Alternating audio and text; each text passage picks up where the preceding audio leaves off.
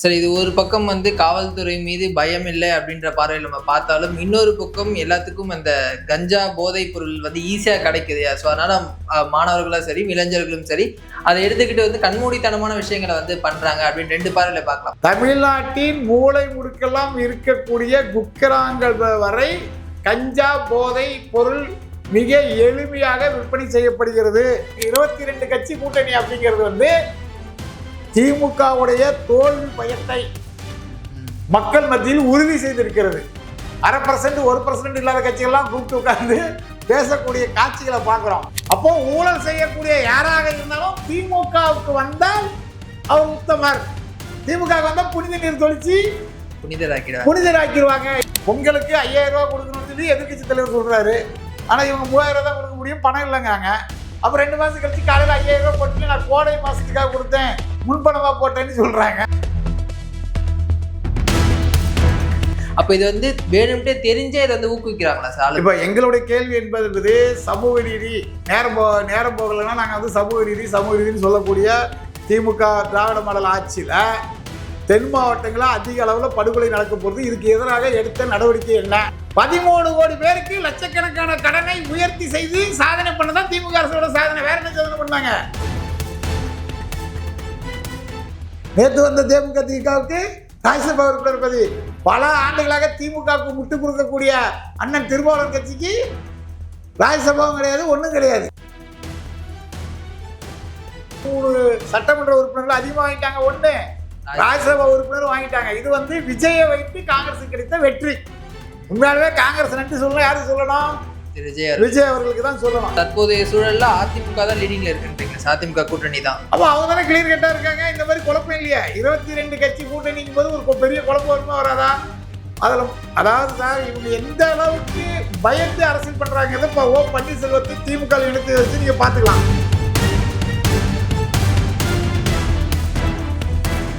சித்திரை one media நேயர்களுக்கு வணக்கம். இன்று நம்முடைய தமிழ்நாடு நாடா சங்க தலைவர் முத்து ரமேஷ் நாடா தான் இணைஞ்சிருக்காரு. வணக்கம் சார். வணக்கம் சார். தமிழகத்துல தொடர்ந்து இந்த ஜாதிய ரீதியிலான மோதல்கள், வன்முறைகள் நம்ம தொடர்ந்து பார்த்துட்டு வரோம். ஸோ இன்னைக்கு கூட சிவகங்கையில அந்த மாதிரியான தாக்குதல் நடந்திருக்கு. அதுக்கு முன்னாடி நாங்குநேரி, இப்படி பல விஷயங்கள் சொல்லிட்டே போகலாம். இந்த ஆட்சியில தொடர்ந்து இந்த மாதிரியான சம்பவங்கள் நடக்கிறத நீங்க எப்படி பாக்குறீங்க? திமுக ஆட்சிக்கு வந்ததுக்கு பிறகும் தமிழ்நாடு முழுவதும் பல்வேறு இடங்களில் கஞ்சா போதை அதிகரித்து விட்டது அப்படிங்கிறத கண்கூட பாதிக்கப்பட்ட பொதுமக்கள்லாம் சொல்கிறாங்க. அமைச்சர் மா சுப்பிரமணியன் அவர்கள் தமிழ்நாட்டில் 0% தான் கஞ்சா இருக்குது, எல்லாம் க்ளீனாக இருக்குதுன்னு சொல்கிறாரு. அதுக்கு 2 நாள் கழித்து சென்னை திருவள்ளூர் மணவாள் நகரில் அப்பாவி இளைஞர் அவர்கள் கஞ்சா போதை ஆசைகளால் அடித்து படுகொலை செய்யப்படுறாங்க. இத்தனைக்கும் சின்ன சின்ன குழந்தைங்க இருக்கக்கூடிய அப்பாவி பொதுமக்கள். எந்த மோட்டிவேஷன் கிடையாது, எதுவுமே கிடையாது. ரோட்டில் பார்த்து போன்னு சொன்னதுக்கு படுகொலை நடக்குது.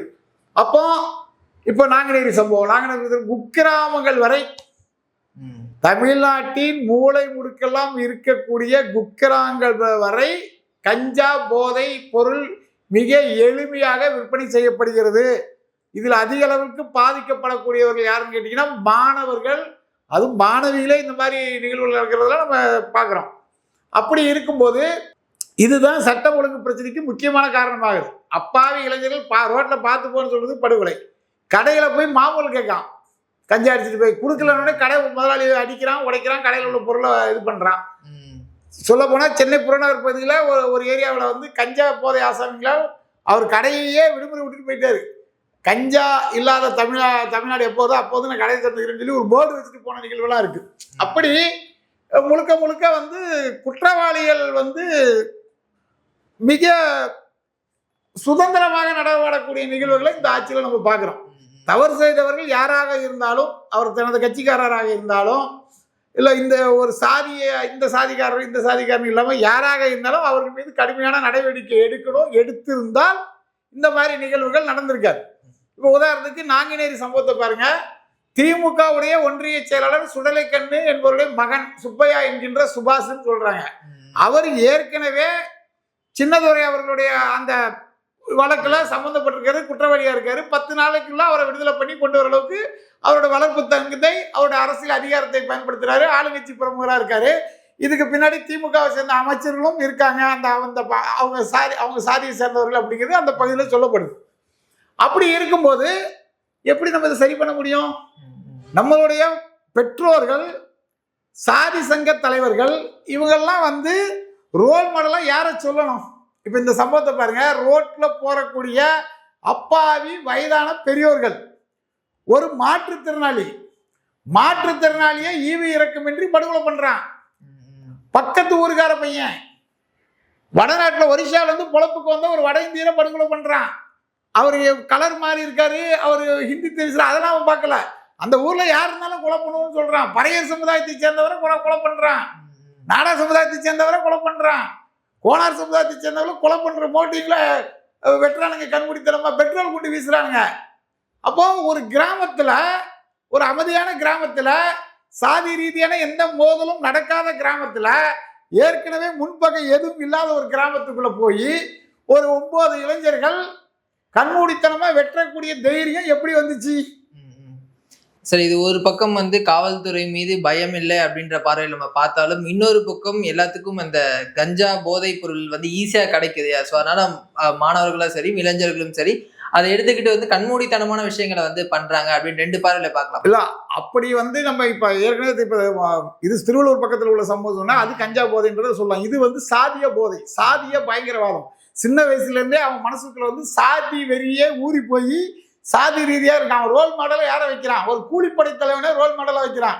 கூலிப்படை தலைவனோட பேரை, கொலகாரன் பேரை சொல்றான், வாழ்க வாழ்கன்றான். அப்ப அவனோட மனநிலை எந்த இருக்கு?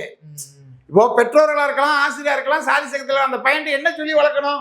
நீங்க ஒரு ரோல் மாடலா ஒரு IAS அதிகாரியை சொல்லலாம், ரோல் மாடலா ஒரு IPS அதிகாரியை சொல்லலாம், ஒரு ரோல் மாடலா ஒரு இஸ்ரோ தலைவரை நீ ஒரு பெரிய விஞ்ஞானியா வரணும்பான்னு சொல்லலாம், ரோல் மாடலா ஒரு நேர்மையான அப்துல் கலாமை சொல்லலாம், ரோல் மாடலா பெருந்தலைவர் காமராஜர் போன்ற அரசியல் தலைவர்களை சொல்லலாம்.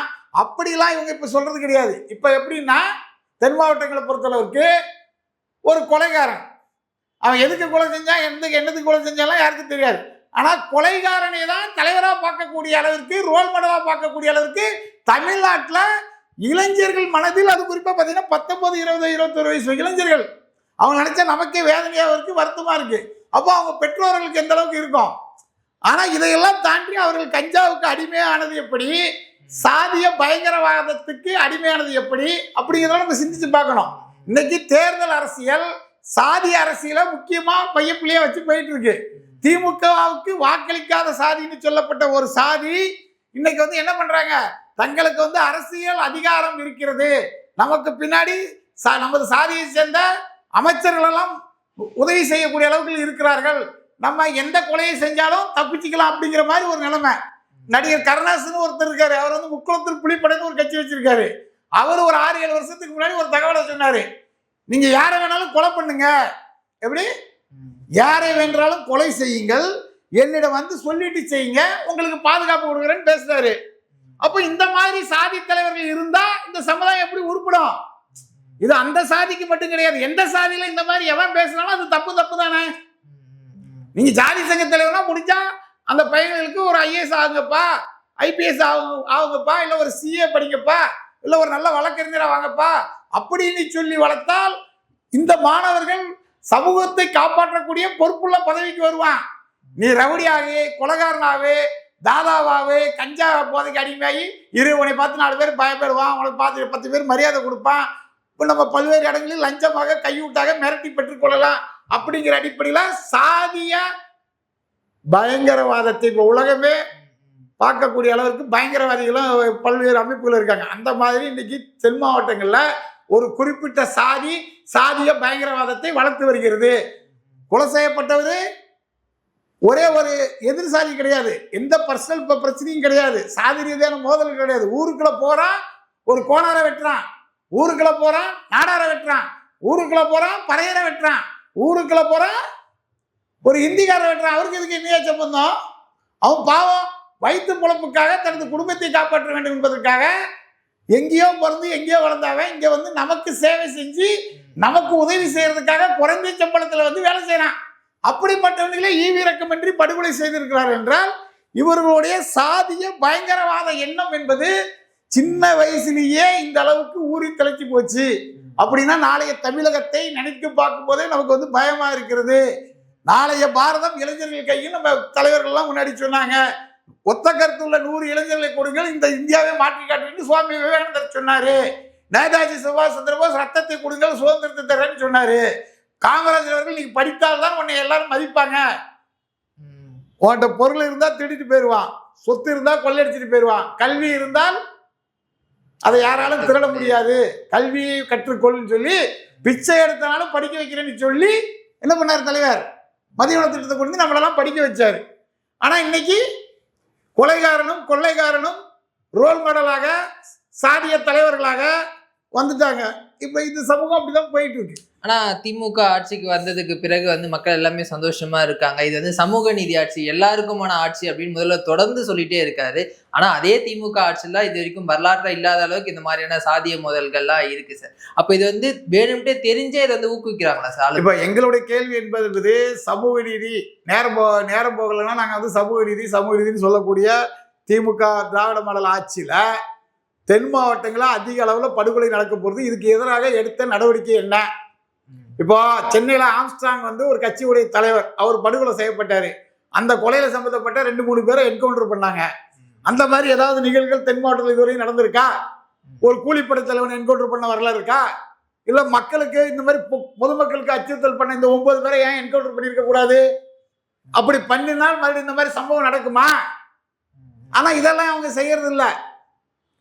அந்த குற்றத்தை செய்யக்கூடிய குற்றவாளி எந்த சமுதாயத்தை சேர்ந்தவன், அந்த சமுதாயம் ஒற்றுமையா இருக்குதா, அந்த குற்றவாளிகளை காப்பாத்தினா அவங்களாம் நமக்கு ஒற்றுமையா வாக்களிப்பாங்களா, அதன் மூலம் நம்ம மீண்டும் ஆட்சிக்கு வர முடியுமா, அப்படிங்கிற அளவுக்கு தான் அரசியல் பண்றாங்க. அப்படி அரசியல் பண்ணா இளைய சமுதாயத்தை யார் காப்பாத்துறது? இப்போ 3 பேர் இறந்து போனாங்க, 3 பேர் உயிருக்கு கவலைக்கிடமா இருக்காங்க, அவங்க 6 பேர் வாழ்க்கை போச்சு. இந்த 9 பேர் எந்த தைரியத்துல இந்த மாதிரி செஞ்சாங்க? என்ன தைரியம்?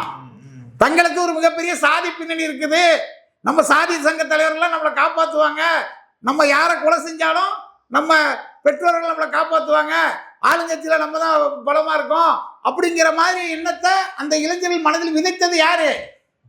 ஏற்கனவே நடந்த சம்பவத்துல அந்த பையன் சீர்திருத்த பள்ளியிலையோ இல்லை சீர்திருத்த கல்லூரியிலையோ போய் சேர்த்து அவனுங்கெல்லாம் வந்து படிச்சிருந்து நீங்க பண்ணது தப்புப்பா, நீங்க வாழ்க்கையில முன்னுக்கு வரணும், ஒரு மிகப்பெரிய ஆளுமையாக வர வேண்டும், ஒரு மருத்துவராக வர வேண்டும், பல பேர் உயிரை நீங்க காப்பாற்றணும் அப்படிங்கிற மாதிரி எண்ணத்தை விதித்திருந்தால் இது போன்ற சம்பவம் நடந்திருக்குமா? அப்ப அதுக்கான வேலையை செய்யாத தமிழக அரசை, தமிழக முதல்வரை எப்படி ஏற்றுக்கொள்வாங்க? சந்தோஷமா எந்த ஊர்ல யார் இருக்கா? ஒரு மாதத்துக்கு ஒரு முறை மின் கட்டணத்தை கணக்கெடுத்து உங்களுக்கு மின் கட்டணத்தை மிகப்பெரிய அளவில் குறைப்போன்னு சொல்லி வாக்குறுதி கொடுத்தாங்க. மாதந்தோறும் மின் கட்டணம் கணக்கெடுக்கப்படுதா? இல்ல வருடந்தோறும் மின்கட்டண உயர்வு ஏற்படுதா? திமுக ஆட்சியில் இது வரைக்கும் 3 முறை மின்கட்டண உயர்வாயிருக்கு. 500 ரூபாய் மின்கட்டணம் கட்டவங்களாம் 3000 ரூபாய் 4000 ரூபாய் கட்டுறாங்க. அப்போ மாசம் 1000 ரூபாய் கொடுக்குற பணம் இந்த மின்கட்டணத்துக்கு கட்டுறதுக்கே பத்தாத? எப்படி பத்தம்? சுதந்திர வாங்கின காலத்திலிருந்து 2021 வரைக்கும் தமிழ்நாடு வாங்கின கடன் தொகை 5 லட்சம் கோடிங்காங்க. இந்த 5 ஆண்டுலயே 6 லட்சம் கோடி ரூபாய் புதுசா கடன் வாங்கியிருக்காங்க. அப்போ அந்த கடன் யாரை வச்சு வாங்கினாங்க? எதற்காக வாங்கினாங்க? உங்களை அடகு வைத்து, என்னை அடகு வைத்து, இவரை அடகு வைத்து, அவரை அடகு வைத்து, எல்லாரையும் அடகு வச்சு நம்மளெல்லாம் அடகு வச்சு தான் கடன் வாங்கிட்டு இருக்காங்க. அவரு ஒரு ஸ்டாலின் அவர்களுடைய குடும்பத்தா இருக்கோ இல்ல அவங்களுடைய சொத்துக்கோ அடகு வச்சு கடன் வாங்கல. திமுகவினர்கள் பல லட்சம் கோடி ரூபாய் கொள்ளையடித்திருக்கிறார்கள் என்று புள்ளிவிவரங்கள் சொல்லுகிறது. அரசியல்வாதிகள் பல லட்சம் கோடி ரூபாய் கொள்ளையடித்திருக்கிறார்கள் புள்ளிவிவரம் சொல்லுது. அந்த கொள்ளையடித்த பணத்தை மீட்டு இவங்க கடனை நாளைக்கு அடைப்பாங்களா? இல்ல நம்மளெல்லாம் கடன்காரன் ஆக்கிட்டு இவங்க ஆட்சியை விட்டு ஒதுங்கி அவங்க சொந்த ஊர் மாநிலத்துக்கே போயிடுவாங்களா? அப்படிங்கிற என்ன தானே இன்னைக்கு மக்கள் மத்தியில் இருக்கு. 13 கோடி பேருக்கு லட்சக்கணக்கான கடனை உயர்த்தி செய்து சாதனை பண்ணதான் திமுக அரசோட சாதனை. வேற என்ன சாதனை பண்ணாங்க? டாஸ்மார்க்க தெருவுக்கு தெருவு, ரோட்டுக்கு ரோட்டு திறந்து வச்சு வேலைக்கு போற கணவன்மார்கள், வேலைக்கு போற பெண்மணிகள் எல்லாம் டாஸ்மார்க்ல போய் சரக்கு குடிக்கிறதெல்லாம் பாக்குறோம். தீபாவளி பொங்கல் வந்தா இத்தனை ஆயிரம் கோடி ரூபாய்க்கு நம்ம வந்து சரக்கு விற்கணும், இத்தனை ஆயிரம் கோடி ரூபாய்க்கு சாராயம் விற்கணும் அப்படிங்கிற மாதிரி டார்கெட் வச்சு வியாபாரம் பண்ற நிகழ்ச்சியை பார்க்கிறோம். ஆனா ஈர்க்கு தரக்கூடிய பானமான பணம்பால் என்று சொல்லப்படுகின்ற கல்லுக்கு தடை. ஏன்னா 20 லட்சம் விவசாயிகள் முன்னேறிடுவாங்க. 20 லட்சம் விவசாயிகள் முன்னேறிடக்கூடாது. 4 டாஸ்மார்க் முதலாளிகள் தான் முன்னேறணும். அப்பதான் நம்ம மொத்தமா கைவிட்டு வாங்கி தேர்தலுக்கு கள்ளத்தனமாக பணம் கொடுத்து ஜெயிக்க முடியும் அப்படிங்கிற அடிப்படையில் தான் செயல்படுறாங்க. வேற என்ன சாதனை பண்ணாங்க?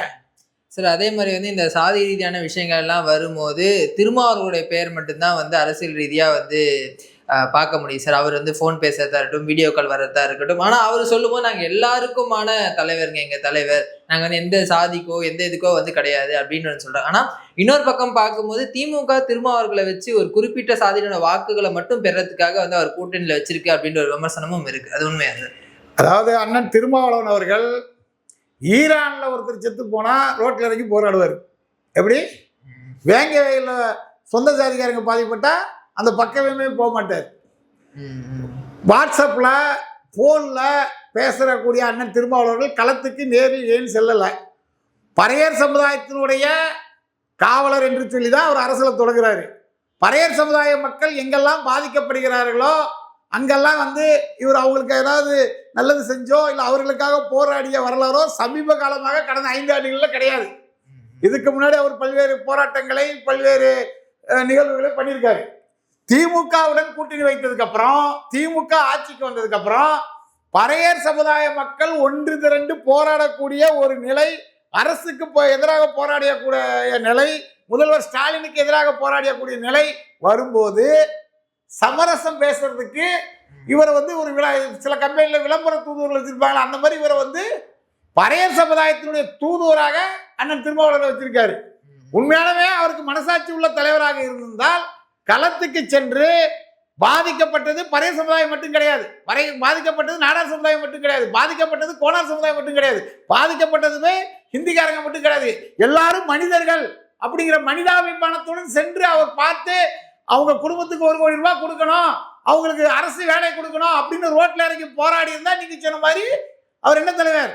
பொது தலைவர். ஆனா இவர் வந்து பறையர் சமுதாயத்துக்கான தலைவர்னு சொல்றதே ஏமாற்று வேலை. இவர் திமுகவுடைய பறையர் சமுதாயத்துக்கு காம்ப்ரமைஸ் பண்ணக்கூடிய ஒரு தலைவர், அவ்வளவுதான். அப்படிதான் நாங்களாம் பார்க்கிறோம். அவருடைய போராளித்தனம், போராளி குணம்லாம் மறைஞ்சு போச்சு கடந்த 5 ஆண்டுகள்ல. அப்ப திமுக வந்து திரும்ப வெறும் வாக்கு வங்கிக்காக மட்டுமே பயன்படுத்துகிறாரா சார்? வாக்கு வங்கிக்கு தான் பயன்படுத்துறாங்க. வாக்கு வங்கி பயன்படுத்தாமல் என்ன? கேஸ் சிலிண்டருக்கு 100 ரூபாய் மானியம் தரேன்னு சொன்னாங்க. அதை எதிர்த்து என்னைக்காவது அண்ணன் திருமாவளவன் போராடினாங்களா? மாணவர்களுக்கு கல்வி கடனை ரத்து பண்றேன்னு சொன்னாங்க. அதை செய்யலையேன்னு சொல்லி என்னைக்காவது போராடி இருக்காங்களா? விவசாய கடனை ரத்து பண்றேன்னாங்க. விவசாயிகளுக்கு ஆதரவாக நீங்க வாக்குறுதி கொடுத்தீங்க, அதை காப்பாற்றல, நாங்களாம் உங்க கூட்டணியில் இருக்கோம், நீங்க இதை செஞ்சு கொடுக்கணும்னு சொல்லி ஏதாவது போராட்டம் பண்ணாரா? இல்ல வணிகர்களுக்கெல்லாம் பாதிப்பு, வணிகர்களுக்கு பாதிப்பு, அவங்களுடைய பிரச்சனைகளுக்காக நான் குரல் கொடுக்குறேன் அப்படின்னு சொல்லி அவங்களுக்காக இன்னைக்கு இறங்கி ரோட்ல இறங்கி போராடி இருக்காரா? என்ன பண்ணியிருக்காரு?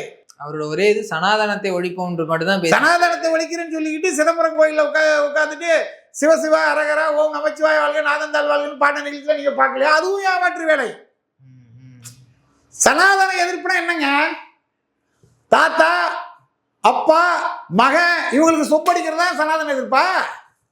உண்மையான சனாதனவாதிகள் திமுகவினர். பரம்பரையாக ஒரு நிகழ்வு நடக்குதுன்னா அதுக்கு பேர் தான் சனாதனம். அப்போ பாஜக என்கின்ற ஒரு பூச்சாண்டியை காட்டி, இந்து மதங்கிற ஒரு பூச்சாண்டியை காட்டி, சனாதன எதிர்ப்புங்கிற பூச்சாண்டி காட்டி உண்மையான சனாதனவாதியான திமுக குடும்பத்துக்கு நீங்க என்ன பண்றீங்க?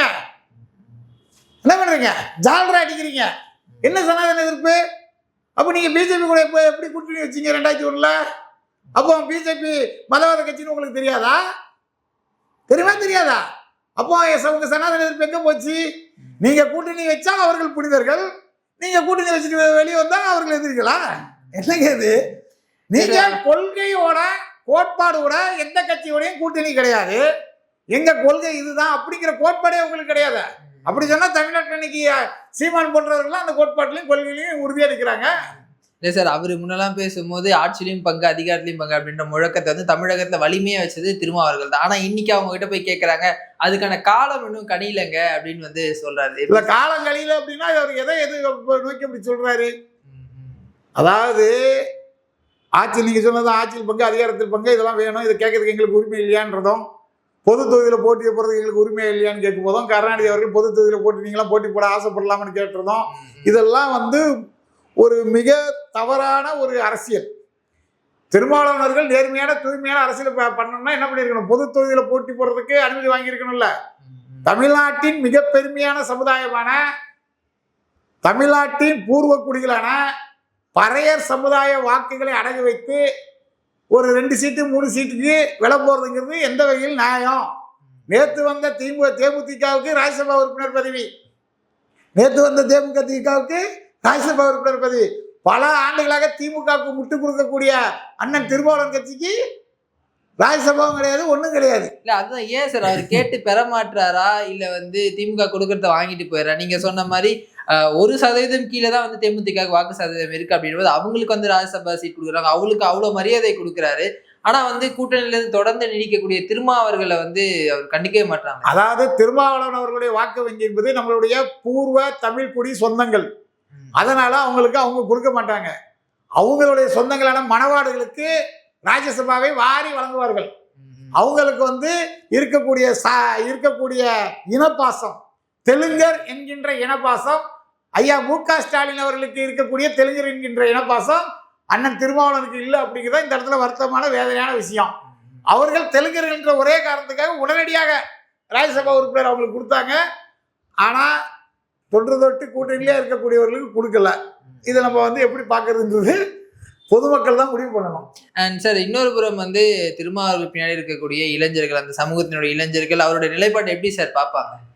ஏன்னா அவங்க அவங்களுக்கு அவர் ஒரு தலைவராக உருவாகிவிட்டார். தமிழ்நாட்டை அரசியலை பொறுத்தளவுக்கு ஜாதி அரசியலில் மிகப்பெரிய தலைவர் என்றால் ஐயா மருத்துவர் டாக்டர் ராமதாஸ் அவர்கள், அதற்கு பிறகு இன்னைக்கு அன்புமணி ராமதாஸ் அவர்கள், அந்த வரிசையில் அடுத்தது அண்ணன் திருமாவளவன். இவங்க தான் சாதி அரசியல், சாதிய முன்னெடுப்பு, இவங்களுக்கெல்லாம் ரோல் மாடலாக இருக்கக்கூடியது. இந்த இடத்துல மருத்துவர் ராமதாஸா இருக்கட்டும், அன்புமணி ராமதாஸ் அவங்களா இருக்கட்டும், தமிழ்நாட்டில் எந்த சாதிக்கு என்ன பிரச்சனைனாலும் முதல் அறிக்கையாக, முதல் கண்டன குரலாக வெளிவரக்கூடியது அவங்களோட அறிக்கை தான். நாடார் சமுதாயத்திற்கே பல்வேறு கோரிக்கைகளுக்கு அறிக்கை வெளியிட்டவர் மருத்துவர் ராமதாஸ் அவர்கள், மருத்துவர் அன்புமணி ராமதாஸ் அவர்கள். இதெல்லாம் வரலாறு. திருமாவளவன் அவர்களும் பொதுத்தளத்தில் நிறைய அறிக்கைகள் கொடுத்துருக்காங்க, எல்லா கம்யூனிட்டிக்கும் ஆதரவாகவும் செயல்பட்டு. ஆனா இன்னைக்கு அவங்க சமுதாயம் பாதிக்குது, அவங்க சமுதாயத்தினுடைய வாக்கு வங்கி வச்சுதான் திமுகவே ஆட்சியில் இருக்குங்க போது அவர் கேட்கக்கூடிய இரட்டை இலக்க சட்டமன்ற உறுப்பினர் பதவி கொடுக்கப்படல அப்படின்னா அவர் ஏன் அங்க இருக்கணும்? பதவி ஆசையா, இல்ல வேற ஏதாவது அவருக்கு கமிட்மெண்டா, என்ன பிரச்சனைன்றது அவர் தான் சொல்லணும், நமக்கு என்ன தெரியும்? இல்ல சார், இன்னும் ஒரு சில என்ன சொல்றாங்க, அந்த இளைஞர்கள் இந்த கேள்விகளை அவர்கிட்ட கேட்டுட்டு தான் இருப்பாங்க. ஏன்னா படித்த இளைஞர்கள், பண்புள்ள இளைஞர்கள் அதிகமா இருக்கிறது தமிழ்நாட்டில் பறையர் சமுதாய மக்கள். அப்படி பறையர் சமுதாய மக்கள் இளைஞர்களுடைய வாக்குகளை அவர் வாங்கி கொடுக்கும்போது அவர்கிட்ட கேட்காம எப்படி இருப்பாங்க? நிச்சயம் கேட்டிருப்பாங்க. மேற்கொண்டு அதுக்கான வேலைகளை பார்க்க வேண்டியது அவருடைய கடமை தானே. இன்னொரு புறம் திமுக கூட்டணியில தொடர்ந்து பல சலசலப்புகள் ஏற்படுத்திட்டு இருக்கு. இப்போ காங்கிரஸ் கூட 28 சீட்ல ஓகே பண்ணியிருக்காங்க. அவங்க கூட ஒரு 3 சீட் அதிகமா, இதை விட விசிகா விட அவங்களுடைய வாக்கு சதவீதம் கம்மி தான். இப்படி இருக்கும்போது அவங்க சீட்டு அதிகமா கேட்டு பெறாங்க. ஆனா திருமாவர்கள் தொடர்ந்து நாங்க அதே நிலைப்பாட்டில் தான் இருக்கோம் அப்படின்னு சொல்றாரு. அதாவது அவங்க என்ன நினைக்கிறாங்கன்னா, வெற்றி பெறக்கூடிய கூட்டணியில இருக்கணும். வேற ஒரு இடத்துல போய் ஏற்கனவே மக்கள் நல கூட்டணி ஒன்று ஆரம்பிச்சு நம்ம எல்லாம் 0 ஆயிட்டோம், நம்மளாம் ஹீரோவா இருக்கணும், இல்லை ஹீரோ கூட நண்பரா இருக்கணும் அப்படின்னா திமுக ஆட்சிக்கு வரக்கூடிய கட்சி அப்படின்னு அவங்க நினைக்கிறாங்க. பொதுமக்கள் திமுக இந்த முறை ஆட்சிக்கு வராதுன்னு சொல்றாங்க, அது வேற விஷயம். அப்போ ஆட்சிக்கு வரக்கூடிய கட்சியில ஒரு கதாநாயகன் கூட ஃப்ரெண்ட்லாம் வருவாங்கல்ல, அந்த சந்தான விவேக் மாதிரி கேரக்டர்ல வரக்கூடிய நபர்களாக இவர்கள் மாறி போனார்கள். உண்மையாகவே காங்கிரஸ் ஒரு ராஜதந்திர நடவடிக்கையை நடிகர் விஜய்ங்கிற பூச்சாண்டியை காட்டி தங்களுக்கு 21 சீட் தான் கிடைக்கும் அப்படிங்கிற நிலைமை இருந்ததை மீட்டு இன்னைக்கு 3 சட்டமன்ற உறுப்பினர்கள் அதிகமாக வாங்கிட்டாங்க, 1 ராஜ்யசபா உறுப்பினர் வாங்கிட்டாங்க. இது விஜயை வைத்து காங்கிரஸுக்கு கிடைத்த வெற்றி. உண்மையாகவே காங்கிரஸ் நன்றி சொல்லணும். யாருக்கு சொல்லணும்? விஜய் அவர்களுக்கு தான் சொல்லணும். ஏன்னா காங்கிரஸ் உடைய அரசியல் வரலாறு பாருங்க. திமுகவுடன் கூட்டணி வைக்கும் போது 114 தொகுதி, எத்தனை தொகுதி? 114 தொகுதி பெற்ற கட்சி காங்கிரஸ். அதுக்கப்புறம் 2011 63 தொகுதி பெற்ற கட்சி காங்கிரஸ். இன்னைக்கு நிலைமை என்ன? குறைஞ்சிக்கிட்டே வருது. அந்த குறையறத தடுத்து நிறுத்தி தங்களுடைய ராஜதந்திர நடவடிக்கையால் திமுகவை மிரட்டி பணிய வைத்து 3 தொகுதியில் பெற்றது இல்லாம ராஜ்யசபா உறுப்பினர் இதுவரைக்கும் இல்லாம வரலாற்றில் முதல் முறை காங்கிரஸ் பெற்றிருக்கிறது என்றால் இது காங்கிரஸ் கட்சிக்கு மிகப்பெரிய வெற்றி. அதே வெற்றியை அண்ணன் திருமாவளவனுக்கு பெற முடியல அப்படிங்கிறது நமக்கெல்லாம் வருத்தமான வேதனையான விஷயமாக நம்ம பார்க்கிறோம். அதுதானே சார் அரசியல். தங்களுடைய கட்சியை அடுத்த கட்டத்துக்கு கொண்டு போகணும் அப்படின்னு எல்லா தலைவர்களும் நினைப்பாங்க.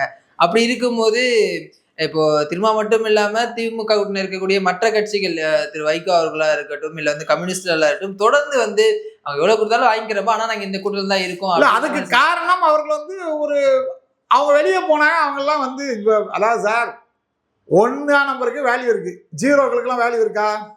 ஆனா 1ஆம் நம்பர் இருக்கும்போது 0லாம் வந்துச்சுன்னா வேல்யூ இருக்கும். இதுதான் விஷயம். அவங்களுக்கு வந்து ஒரு தன்னம்பிக்கை இல்லை. காங்கிரஸுக்கு தன்னம்பிக்கை இருந்துச்சு. நாங்க வந்து ஒரு காலத்துல காமராஜர் இருந்தாரு, தமிழ்நாட்டில் பொற்கால ஆட்சி கொடுத்தாரு, அவருடைய வாக்கு வங்கி இருக்குது, நாங்க வந்து தமிழ்நாடு கொடுத்து எங்களுக்கு அப்படி இருக்கு இப்படி இருக்குன்னு சொல்லி திமுகவை மிரட்டி பணி வைக்கக்கூடிய வல்லமை யாருக்கு இருக்கு?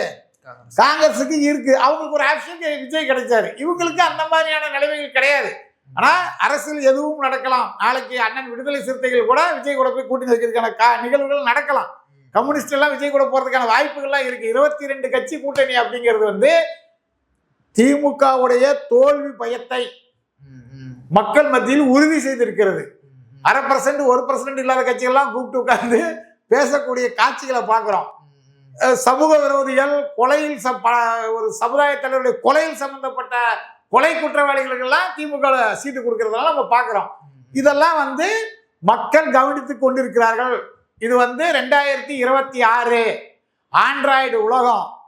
எந்த விஷயம்னாலும் ஏகிட்ட கேட்ட அது அழகா சொல்லி கொடுத்துருது. அப்படி இருக்கும்போது தமிழகத்தில் ஒரு மிகப்பெரிய விழிப்புணர்வு, அரசியல் விழிப்புணர்வு ஏற்படும் அப்படிங்கிறது தான் நம்ம பார்க்க போறோம். அரசியல் எதுவும் நிகழலாம். விடுதலை சிறுத்தைகள் திமுக கூட்டணி விட்டு வெளியேறதுக்கான வாய்ப்புகள் அதிகமா இருக்கு. சார், இன்னொரு புறம் அதிமுக கூட்டணி எப்படி சார் இருக்கு? அதிமுக கூட்டணி பொறுத்தளவுக்கு அவங்க வந்து ஒன்றும் பெருசா ரிஸ்க் எடுக்கல. பாஜக, அம்மா மக்கள் பாமக, அவங்களை ஆதரிக்கக்கூடிய சின்ன கட்சிகள், ஜான் பாண்டியன் அவங்களா இருக்கட்டும், பெருந்தலைவர் மக்கள் கட்சியா இருக்கட்டும், இந்த மாதிரி சில அமைப்புகள் இருக்கு. அதனால அவங்க ஸ்டாண்டிங் வந்து ரொம்ப சிம்பிள். இந்த அளவுக்கு ரிஸ்க் எடுத்து எல்லாரையும் கூப்பிட்டு சீட்டு கொடுக்குற அளவுக்கு அவங்க போகல. இதே வந்து அவங்க மக்கள் மத்தியில் ஒரு மைனஸா பார்க்கப்படுது. எதுக்கு இவ்வளவு பேரை கூட்டணியில் சேர்க்காங்க? அப்ப திமுக வந்து தோத்துரும் அப்படிங்கிறது இதுல இருந்து உறுதியா தெரியுது. எப்படியாவது ஆட்சியை தக்க வச்சுக்கணுங்கிறதுக்காக என்னென்ன பண்ணாங்கிறத நம்ம சமீபகாலமா பாக்குறோமே. பொங்கலுக்கு 5000 ரூபாய் கொடுக்கணும்னு சொல்லி எதிர்கட்சி தலைவர் சொல்றாரு. ஆனா இவங்க 3000 தான் கொடுக்க முடியும், பணம் இல்லைங்காங்க. அப்ப 2 மாசம் கழிச்சு காலையில 5000 ரூபாய் போட்டு நான் கோடை மாசத்துக்காக கொடுத்தேன், முன்பணமா போட்டேன்னு சொல்றாங்க. நேத்து முன்தினம் யாரும் எதுவும் கேட்கல. ஆனா என்ன பண்றாங்க? 2000 ரூபாய் போடுறாங்க, மீனவர்களுக்கு 8000 ரூபாய் போடுறாங்க. வாக்குகளை அரசு பணத்தின் மூலம் எப்படி வாங்கலாம், நம்ம மீண்டும் ஆட்சிக்கு வரணுமோ இல்லையோ, ஆட்சிக்கு வரணும் அப்படிங்கிறதுக்காக அவங்க ரொம்ப மெனக்கெட்டு இந்த மாதிரி வேலையில செய்யறாங்க. இது மக்கள் மத்தியில் எடுபடுமா எடுபடாதாங்கிறத பொறுத்து இருந்து பார்க்கணும். அதிமுக பாஜக கூட்டணியை பொறுத்தளவுக்கு உறுதியாக நிலையானதாக இருக்கிறது. கடந்த நாடாளுமன்ற தேர்தலில் அவங்க வாங்கின வாக்கு வங்கியை வச்சு கணக்கு பார்க்கும்போது அவர்கள் தான் ஆட்சியில் பிடிப்போம் அப்படிங்கிறது உறுதியா இருக்காங்க. அது போக போகதான் மக்கள் என்னென்ன முடிவு பண்றாங்கிறத பொறுத்து தான் பார்க்க முடியும். தற்போதைய சூழல்ல அதிமுக தான் லீடிங்ல இருக்குன்றீங்களா? அதிமுக கூட்டணி தான். அப்ப அவங்க தானே கிளியர் கட்டா இருக்காங்க. இந்த மாதிரி குழப்பம் இல்லையா? 22 கட்சி கூட்டணிக்கும் போது ஒரு பெரிய குழப்பம் வருமா வராதா? அதுல அதாவது சார், இவங்க எந்த அளவுக்கு பயந்து அரசியல் பண்றாங்கிறத இப்ப பன்னீர்செல்வத்தை திமுக இணைத்து வச்சு நீங்க பாத்துக்கலாம். பன்னீர்செல்வம் அவர்கள் மீது ஊழல் குற்றச்சாட்டு பண்ணி கவர்னரை சந்திச்சு புகார் மனு கொடுத்தவர் யாரு? ஐயா ஸ்டாலின் அவர்கள், எதிர்கட்சி தலைவர் ஸ்டாலின் அவர்கள். இன்று தமிழக முதல்வர், ஆளுங்கட்சியுடைய தலைவர், அந்த ஊழல்வாதியை, நீங்கள் சொன்ன ஊழல்வாதியை நீங்களே கூப்பிட்டு பக்கத்துல வச்சுக்கிட்டு கட்சியில சேர்க்கிறீங்க அப்படின்னா பொதுமக்கள் உங்களை எப்படி பார்ப்பார்கள்? அப்போ ஊழல் செய்யக்கூடிய யாராக இருந்தாலும் திமுகவுக்கு வந்தால் அவர் உத்தமர், திமுக வந்தால் புனித நீர் தொழிச்சு புனிதராக்கிடுவாங்க. ஏற்கனவே அப்படிதான் செந்தில் பாலாஜி அவர்களை புனிதராக்குனாங்க. அதிமுக வரக்கூடிய பல அமைச்சர்கள் அந்த கிளம்பு தான். இன்னைக்கு திமுகவே 50% அதிமுகவே மாறி போச்சு அப்படிங்கிறத பாக்குறோம். வேற கட்சியிலிருந்து வந்தாதான் இவங்களுக்கு வந்து சீட்டு கொடுக்காங்க, எல்லாம் பண்றாங்க. இன்னைக்கு பாருங்க, தமிழ்நாட்டின் ஒரு மிக பெரும்பான்மையான சமுதாயம் நாடார் சமுதாயம். பாராளுமன்றத்தில் திமுக அதிக அளவில் சீட்டு வச்சிருக்கு. ஆனா நாடார் பிரதித்துவம் ஒண்ணு கூட கிடையாது. ராஜ்யசபா உறுப்பினர் கிடையாது, பாராளுமன்ற உறுப்பினர் கிடையாது. நாடார் சமுதாயத்துக்கு இதுதான் நிலைமை என்றால் இவங்க சமூக நீதி பேசுறதுக்கு இவங்களுக்கு என்ன தகுதி இருக்கு? என்ன தகுதி இருக்கு? தமிழ்நாட்டில் 234 தொகுதியில் இருக்கக்கூடிய ஒரு சமுதாயம், குறிப்பிட்டு 36 தொகுதியில் மெஜாரிட்டியா இருக்கக்கூடிய சமுதாயம், 72 தொகுதியில் வெற்றி தோல்வி தீர்மானிக்கக்கூடிய ஒரு சமுதாயம். அந்த சமுதாயத்துக்கு திமுகவில் பிரதித்துவம் கிடையாது. இதுதான் இன்றைய நிலை. அப்படி இருக்கும்போது அவங்க எப்படி மைனாரிட்டி கம்யூனிட்டி எல்லாம் எப்படி வந்து அவங்க காப்பாற்ற போறாங்க? எல்லாம் ஏமாற்று அரசியல், ஏமாற்று வேலை. பொறுத்திருந்து பார்க்கலாம் சார். அடுத்தடுத்த நிகழ்வுகளை தொடர்ந்து பேசுவோம். தகவல் நன்றி.